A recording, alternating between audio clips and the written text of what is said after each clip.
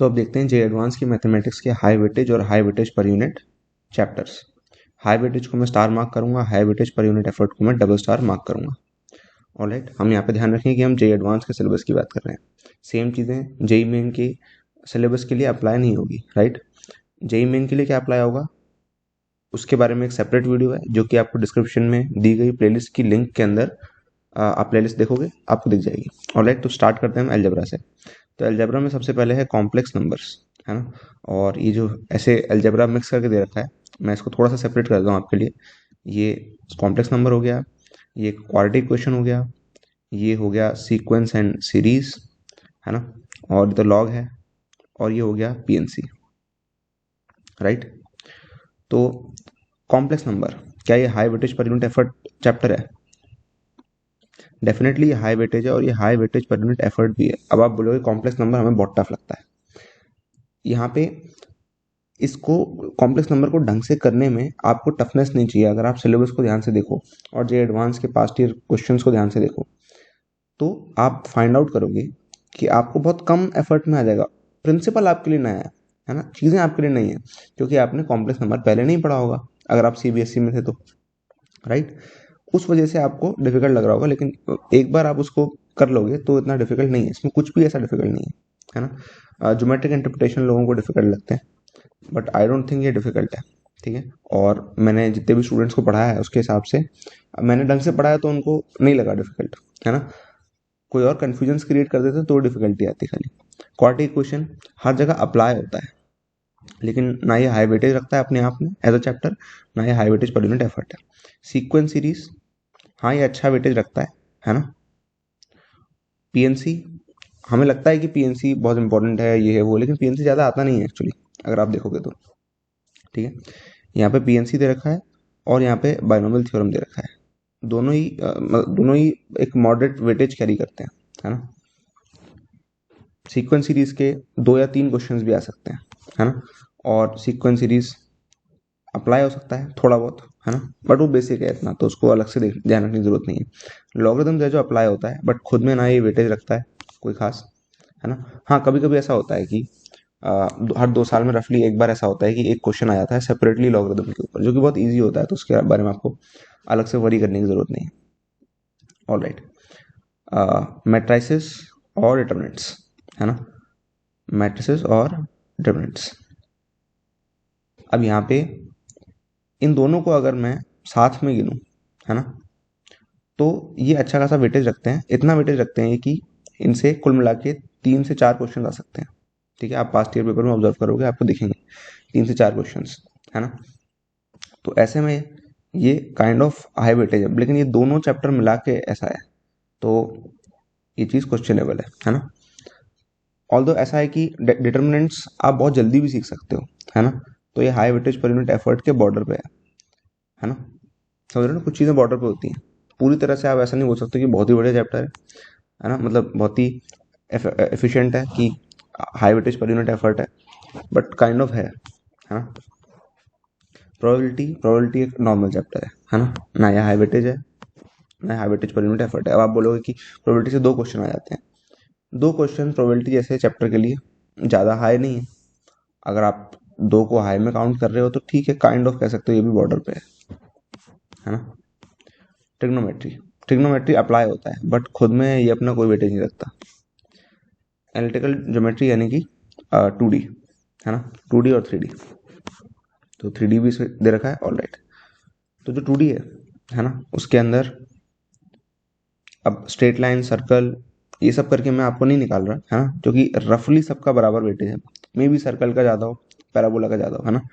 तो यहाँ पे सर्कल का ज़्यादा है भले ही, है ना, पैराबोला का ज़्यादा है भले ही, है ना, बट मैं सबका अलग अलग नहीं बता रहा। तो इनको आप बोल सकते हो कि ये हाई वेटेज है ना। और बाकी जो है स्ट्रेट लाइन, हाइपरबोला, इलिप्स, है ना, ये सब नॉर्मल चैप्टर्स हैं। इनमें आप जितना दम लगाते हो उतना आपको वेटेज मिलता है ना। लेकिन हाँ, डेफिनेटली स्ट्रेट लाइन के प्रिंसिपल अप्लाई होते हैं, है ना। पैराबोला के प्रिंसिपल्स भी अप्लाई होते हैं बाकी कोनिक सेक्शन में, राइट, ये चीज़ है। और पैराबोला को काइंड ऑफ आप high weightage per unit effort बोल सकते हो, काइंड ऑफ, है ना। अब वो डिपेंड करता है कि आप पैराबोला पढ़ किस तरह से रहे हो, 3D डेफिनेटली हाई वेटेज भी रखता है और high weightage per unit effort भी है, बहुत ही इंपॉर्टेंट है ना। 3D भी और वेक्टर भी एक्चुअली। तो यहाँ पे वेक्टर नहीं है, वेक्टर आगे लिखा होगा, ये रहा वेक्टर्स, ये भी high weightage per unit effort है ना। ऑल राइट, डिफरेंशियल कैलकुलस में यहाँ पे जो फंक्शन है, अब मैं इसको ऐसे पार्ट कर दे रहा हूँ इनका, कि मैं फंक्शंस को अलग गिन रहा हूँ, लिमिट्स को अलग गिन रहा हूँ, और अजूम कर रहा हूँ कि ग्राफ सारे आप फंक्शंस में ही देख ले रहे हो, है ना। ग्राफ्स इंक्लूड करता है, ठीक है। और लिमिट्स हो गया, कंटिन्यूटी एंड डिफरेंशिएबिलिटी हो गई, है ना। और क्या होगा, एप्लीकेशन ऑफ डेरिवेटिव हो गया। तो इसमें वेटेज किन चीज़ों का ज़्यादा है ना। मैं आपको सिर्फ वेटेज नहीं बता रहा, मैं आपको इंपॉर्टेंस के हिसाब से भी बता रहा हूँ कि ऐसा होता है ना कि वेटेज तो सपोज फंक्शन का कम है, लेकिन वो अप्लाई ज़्यादा हो रहा है ना। क्योंकि फंक्शन एक बेसिक चैप्टर है, वो अप्लाई हर जगह हो सकता है ना। मतलब पूरे कैलकुलस में कहीं भी अप्लाई हो सकता है, कैलकुलस के बाहर भी अप्लाई हो सकता है, राइट। तो उसके हिसाब से अगर मैं आपको इंपॉर्टेंस का ऑर्डर बताऊँ, ये वेटेज का ऑर्डर नहीं, इंपॉर्टेंस का ऑर्डर है। तो इंपॉर्टेंस का ऑर्डर कुछ इस तरह का है कि function is 30% important, limits is 15% important, continuity and differentiability both combined are 10% important, है ना। और 45% AOD important है, समझ लो। अब ये मैंने जो आपको बताया, ये आपको मैंने ग्राफ्स इंक्लूड करके बताया, है ना। लेकिन एक चीज़ और ध्यान रखना कि जो एडवांस ग्राफ्स होते हैं, मतलब एक तो होते हैं ग्राफ्स, क्या आपने ग्राफ्स के बारे में पढ़ा, साइन एक्स का ऐसा होता है, साइन 2x का ऐसा होता है, साइन स्क्वायर एक्स का ऐसा होता है ना, ट्रिग्नोमेट्रिक एक्सपोनेंशियल लॉगरिथमिक के ग्राफ, ठीक है। और एक होता है कि ग्राफ पे आप एडवांस लेवल बातें कर रहे हो कि इसका एसिम्प्टोट कैसा है, इसका पॉइंट ऑफ इन्फ्लेक्शन कैसा है, वो सब तभी आता है जब आप एओडी पढ़ लोगे, राइट।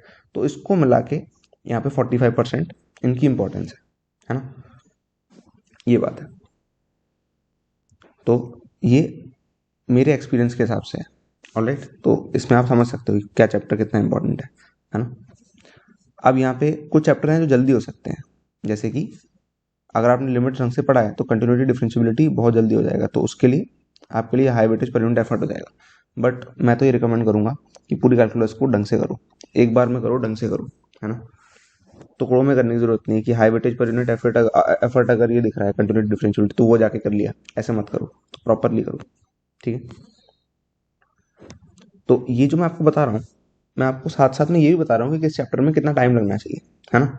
जो कि आपका एक बहुत ही ज़्यादा ऐसा सवाल होता है, बहुत ही ज़्यादा फेमस सवाल है कि एक चैप्टर को कितना टाइम दें। तो अलग अलग चैप्टर अलग अलग वेटेज कैरी करते हैं, अलग अलग लेंथ के हैं, अलग अलग लेवल्स ऑफ डिफिकल्टी हैं उनके, तो उनमें अलग अलग टाइम देना होगा। तो आप इनके अकॉर्डिंग आप ये चेक कर सकते हो कि कितना टाइम आपको किसमें देना चाहिए। ये आपको साथ साथ सजेस्ट करता है कि फंक्शन लिमिट्स और कंटिन्यूटी डिफरेंशियबिलिटी ये जल्दी कंप्लीट कर लो, मतलब कर लो, 1-2 महीने में कर लो, ठीक है, अगर आपके पास इनफ टाइम है तो। अदरवाइज जल्दी करना है ना, एग्जाम पास है, 4-5 महीने दूर है, तो महीने भर में करो, 30 to 40 डेज में, राइट। ताकि एओडी जो कि असली चीज़ है उस पर आ पाओ, है ना। एओडी से बहुत क्वेश्चन आते हैं, है ना। और बहुत सारे फंक्शंस के भी आपको क्वेश्चन ऐसे दिखेंगे जिनमें फिर से एओडी की चीज़ें अप्लाई हो रही होगी, है ना, समझ रहे हो ना। ऑल राइट, तो ये सब उसी के बारे में दे रखा है। फिर इंटीग्रल कैलकुलस, उसके अंदर आता है इनडेफिनेट और आता है डेफिनेट और आता है डिफरेंशियल इक्वेशन। अब देखो, डिफरेंशियल इक्वेशन के अंदर कुछ क्वेश्चंस को करने के लिए इनडेफिनेट जरूरी होता है ना।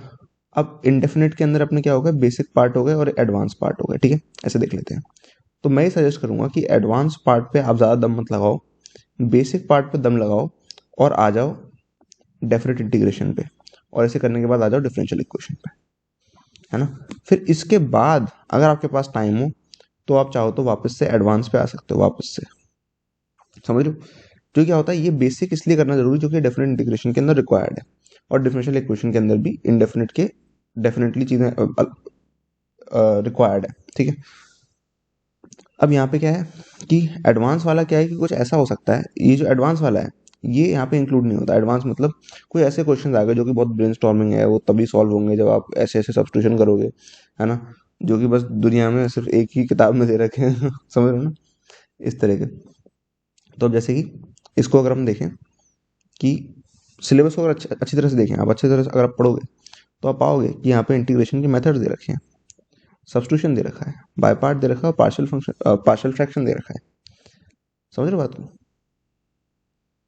और सिंपल कर्व्स के एरिया बोल रखे हैं, है ना। अच्छा, डेफिनेट के अंदर मैंने एरिया उसके अंदर इंक्लूड मान लिया। अगर आप उसको सेपरेट की तरह देखना चाहते हो तो सेपरेट की तरह देख लो, है ना।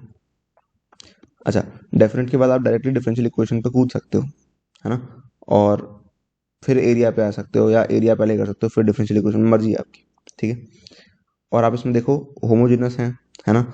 और अगर, और देखो इसमें मेथड दे रखे हैं, सेपरेशन ऑफ ये, है ना, सेपरेशन ऑफ वेरिएबल मेथड दे रखा है, और फर्स्ट ऑर्डर ही दे रखा है। आप बैठ के उल्टे सीधी चीजें करते रहोगे, लेकिन यहाँ पे लीनियर फर्स्ट ऑर्डर ही दे रखा है। समझ रहे हो? और इसी के क्वेश्चन ही आते हैं, आप देख लेना प्रीवियस ईयर में।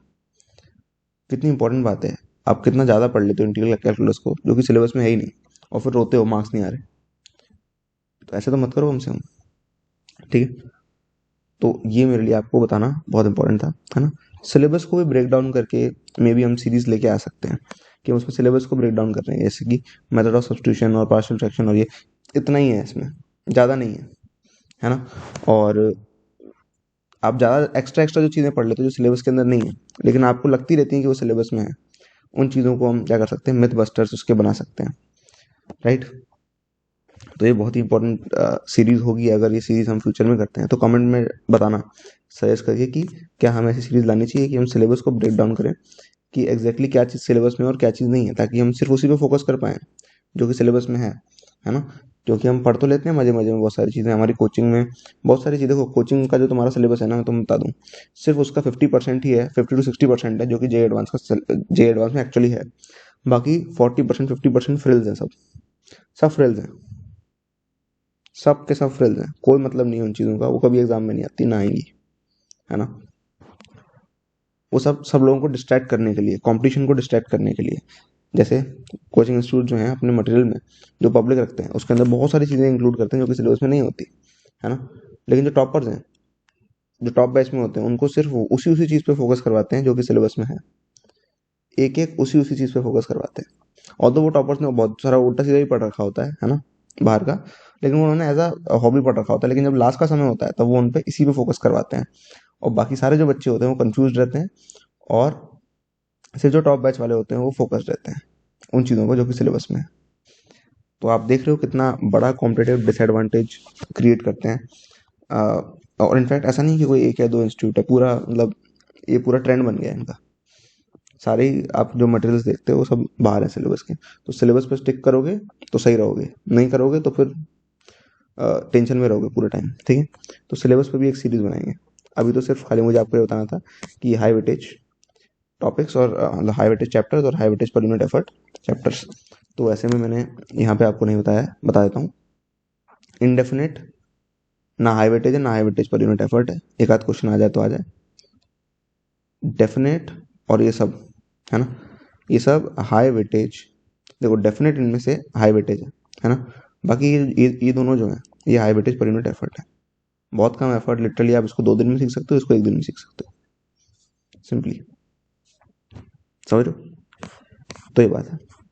ऑलराइट, अब हाई वेटेज टॉपिक्स क्या होते हैं, इनके पीछे का कॉन्सेप्ट क्या होता है, अगर आपने ये नहीं देखा है अभी और आपकी वीडियो, आपकी पहली वीडियो है इस हाई वेटेज सीरीज में, तो फिर आप क्या कर सकते हो, डिस्क्रिप्शन में दी गई प्लेलिस्ट को चेकआउट कर सकते हो, है ना।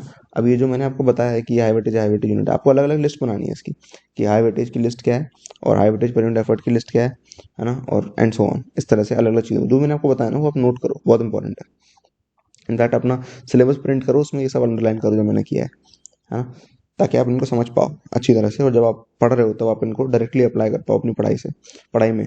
ऑलराइट, तो आपको क्या करना है, पूरी पूरी जो सीरीज़ है वो देखनी है। सिर्फ जे एडवांस का मैथ्स का नहीं देखना, जे एडवांस का फिजिक्स का केमिस्ट्री का भी देखना है। केमिस्ट्री का इस नेक्स्ट वीडियो में केमिस्ट्री का होगा पार्ट 6 में, राइट, जे एडवांस का।